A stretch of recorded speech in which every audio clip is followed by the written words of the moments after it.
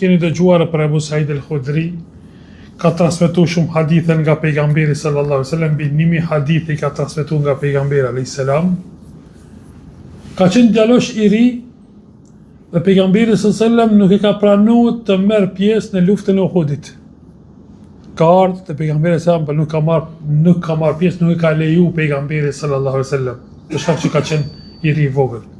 Më pas ka marr pjesë në 9 lufta, në 9 beteja pas luftës së Uhudit, ku ka bashkangjit. Thotë nuk kishim gjë për me ngrënë në shtëpi. Nuk na kishte mbetur gjë. Ta gruaja ime më tha, po shko te pejgamberi alayhis salam dhe kërko diçka. Se ka shku filani i ka dhënë, ka shku edhe fisteku i ka dhënë, ka shku edhe tjetri i ka dhënë pejgamberi sa më shko edhe ti. Të shkova në xhamit e pejgamberit sallallahu alaihi wasallam me niyet që me kërku diçka, se s'po gjejmë as ushqim. Kur tha dëgjova pejgamberin sallallahu alaihi wasallam duke transmetuar një hadith.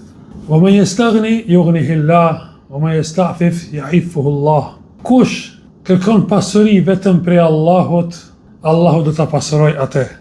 Dhe kush mjaftohet me atë çka ka, Allahu azza wa jalla do t'ia bëjë të mushme të mjaftohet. Tha, u ktheva nuk lypa asgjë nga pejgamberi sallallahu alaihi wasallam. Ka dëgjuar këtë hadith, më një herë ka praktikuar.